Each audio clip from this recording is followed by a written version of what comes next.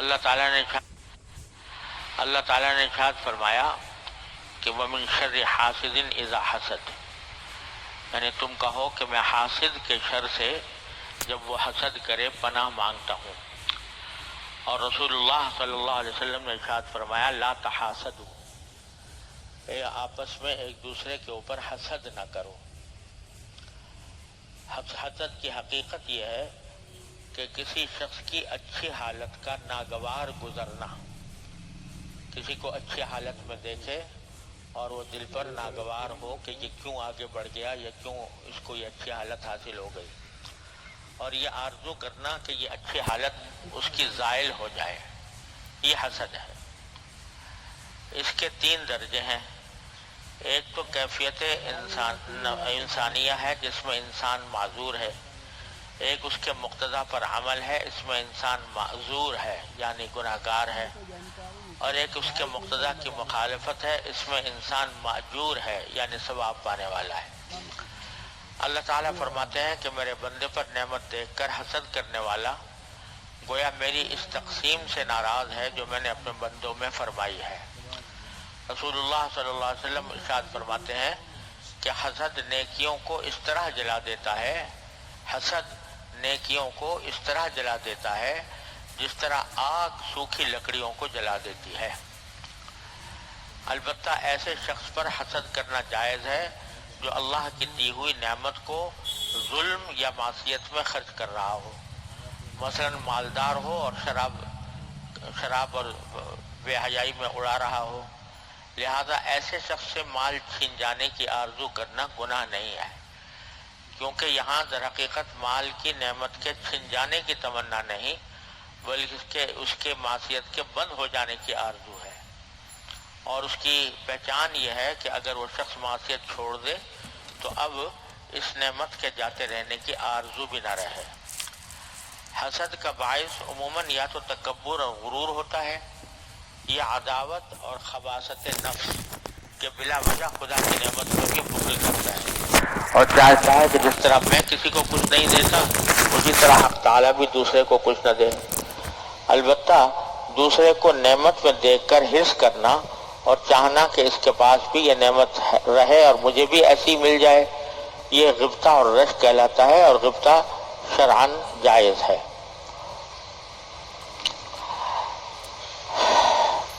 یہ قرآن کریم نے بھی حسد کی مذمت فرمائی ہے، اور حدیث میں بھی رسول کریم صلی اللہ علیہ وسلم نے حکم دیا کہ لا تحاسدوا، ایک دوسرے کے اوپر حسد نہ کرو۔ حسد کی حقیقت جیسا کہ حضرت نے بیان فرمائی یہ ہے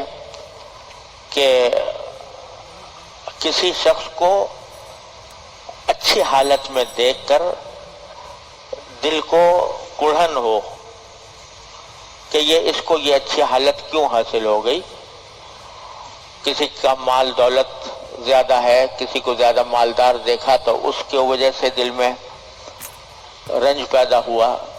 کہ یہ اتنا مالدار کیوں ہو گیا، کسی کی شہرت زیادہ ہو گئی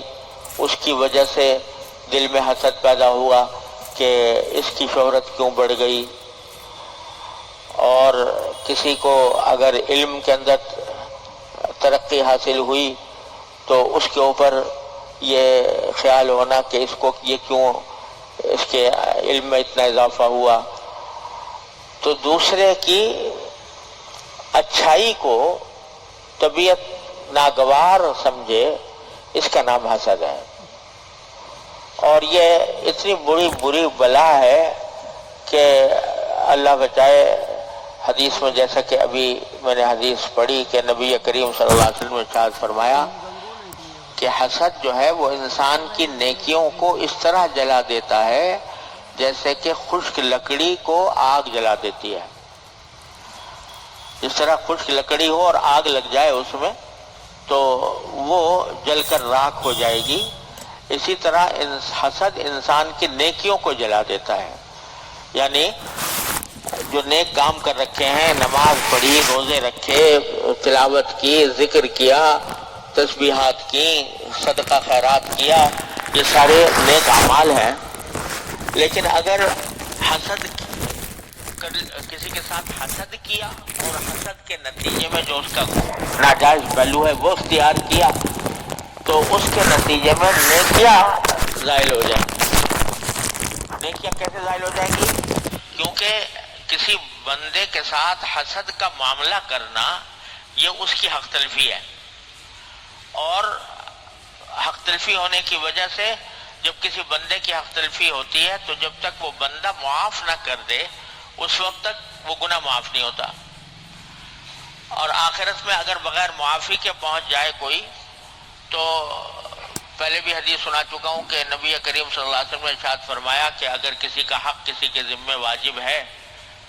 تو چاہے وہ کتنے نیکیاں لے کر آیا ہو،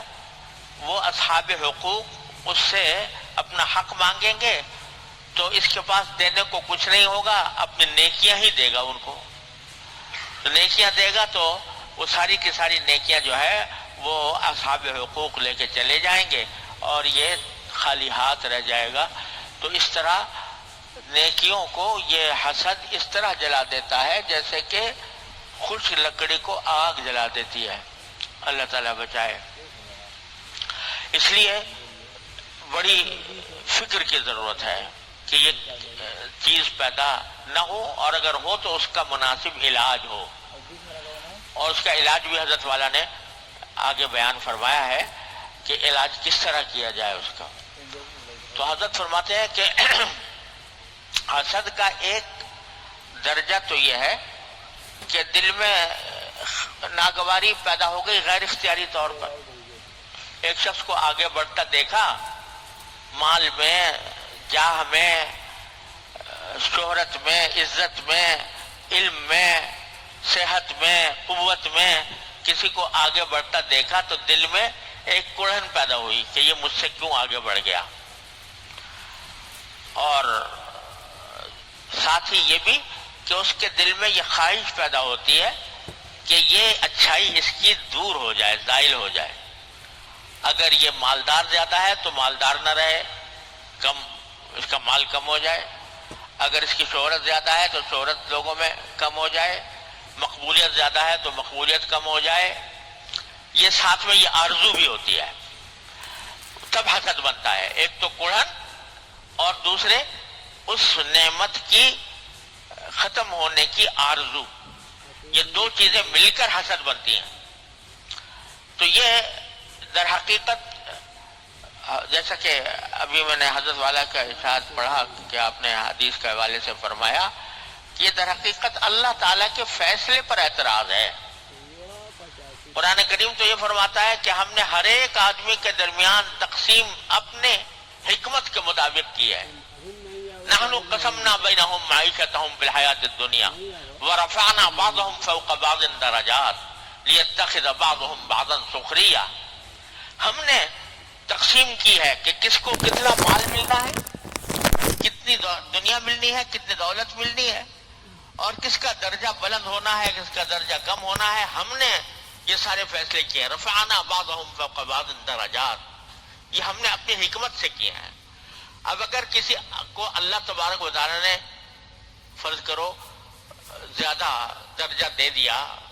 مال کا، عزت کا، شہرت کا، کسی چیز کا درجہ زیادہ دے دیا، اور آپ کے دل میں کڑھن ہو رہی ہے کہ وہ کیوں آگے بڑھ رہا ہے، تو یہ اللہ تبارک و تعالی کے فیصلے پر اعتراض ہے کہ اللہ تعالی نے ایسا کیوں کیا، اس کو کیوں بڑھا دیا۔ تو اور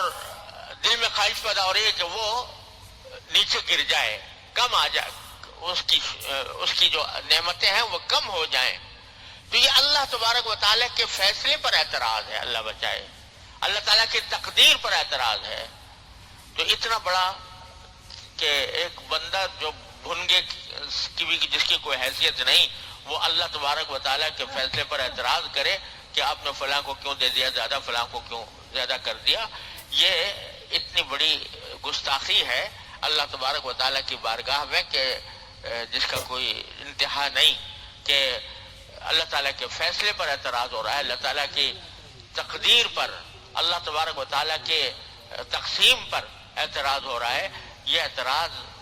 اللہ بچائے، یہ اللہ تبارک و تعالیٰ کے حق کی بھی حق تلفی بھی ہے اور بندوں کی حق تلفی بھی ہے۔ تو اس لیے یہ جو دل میں خیال ہوتا ہے، حاسد جو ہوتا ہے نا، اس کو اس سے غرض نہیں ہوتی کہ مجھے ملے یا نہ ملے، یہ ہوتا ہے کہ دوسرے کی نعمت زائل ہو جائے، وہ ختم ہو جائے کسی طرح، وہ مجھ سے آگے نہ بڑھنے پائے۔ تو یہ جو حسد ہے یہ اتنی بڑی بلا ہے، لیکن اس کا ایک درجہ تو ایسا ہوتا ہے جو انسان کے اختیار میں نہیں، یعنی کوئی خبر سنی کسی کی، آگے بڑھنے کی خبر سنی کسی چیز میں، اس سے دل میں ایک رنج پیدا ہوا، خود بخود، اپنے اختیار سے نہیں کیا، خود بخود دل میں رنج پیدا ہو گیا۔ اب یہ چونکہ غیر اختیاری ہے، اس واسطے حضرت فرماتے ہیں کہ غیر اختیاری ہونے کی وجہ سے اس کے اوپر فوری طور سے تو کوئی گناہ نہیں ہے، فوری طور سے گناہ نہیں ہوتا، اور اس کے اوپر کوئی فوری طور سے عذاب نہیں، کیونکہ انسان کے اختیار سے باہر ہے۔ لا یکلف اللہ نفسا الا وسعها، اللہ تعالیٰ نے ہر ایک شخص کو اپنی وسعت سے زیادہ کا مکلف نہیں کیا۔ اگر اختیار کے بغیر ایسا خیال پیدا ہو رہا ہے تو اس پر اللہ تعالیٰ کی طرف سے مواخذہ نہیں ہوتا، جب تک کہ آدمی اس خیال کے اوپر عمل کرتے ہوئے کوئی کام نہ کرے، اس وقت تک نہیں۔ لیکن عام طور سے ہوتا یہ ہے کہ جب یہ خیال پیدا ہوتا ہے حسد کا، چاہے غیر اختیاری طور پر خیال پیدا ہوا ہو، تو پھر کوئی نہ کوئی بات ایسی سرزد ہو جاتی ہے جو ناجائز اور گناہ ہوتی ہے۔ مثلا دل میں چونکہ رنج تو تھا ہی اس بات سے کہ فلاں آدمی کی دولت زیادہ ہو گئی، فلاں کی شہرت زیادہ ہو گئی، فلاں کی مقبولیت زیادہ ہو گئی، فلاں کو لوگ زیادہ اچھا سمجھنے لگے، فلاں کی صحت زیادہ اچھی ہو گئی، قوت زیادہ مل گئی، اس پر دل میں رنج تو تھا ہی۔ اب رنج لیے بیٹھا تھا، اتفاق سے اس کا کہیں ذکر چھڑ گیا مجلس میں اس آدمی کا، تو ذکر چھڑنے کے نتیجے میں چونکہ دل میں رنج بیٹھا ہوا تھا، لیے بیٹھا تھا، تو کوئی کلمہ ایسا بول دیا جس سے یا تو اس کی غیبت ہو گئی، یا اس کے سامنے ہی صحیح لیکن کوئی بات ایسی کہہ دی جس سے طعنہ ہو گیا اس کے اوپر، کوئی ایسی بات کہہ دی جس سے اس کا استہزاء ہو گیا، مذاق اڑانے کا انداز پیدا ہو گیا، یا کوئی ایسا کلمہ کہہ دیا جس سے اس کی دل آزاری ہو گئی۔ تو یہ جب دل میں وہ کڑھن لے کے آدمی بیٹھتا ہے اور اس کا علاج نہیں کرتا، تو بالآخر یہ کسی نہ کسی وقت میں جا کر اس کے لیے گناہ کا سبب بن جاتا ہے یہ، اور کوئی بات ایسی سرزد ہو جاتی ہے، منہ سے کوئی بات نکل جاتی ہے، کوئی کام ایسا ہو جاتا ہے کہ اس کو فرض کرو طبیعت میں حسد تو لیے بیٹھا ہی تھا، اب کسی موقع پر اس کا فیصلہ کرنے کا وقت آ گیا، اس کے ہاتھ میں مثلا اس کی کوئی درخواست آ گئی، اس کا کوئی مطالبہ آ گیا، تو اس کے ناحق اس کے خلاف فیصلہ دے دیا۔ تو اگر یہ کڑھن دل میں رہتی ہے اور بکثرت رہتی ہے تو کبھی نہ کبھی وہ انسان کو کسی اختیاری طور پر کسی گناہ کے اوپر مجبور کر دے گی، اور کہیں نہ کہیں وہ اس حسد کے ناجائز مظاہرے میں مبتلا ہو جائے گا۔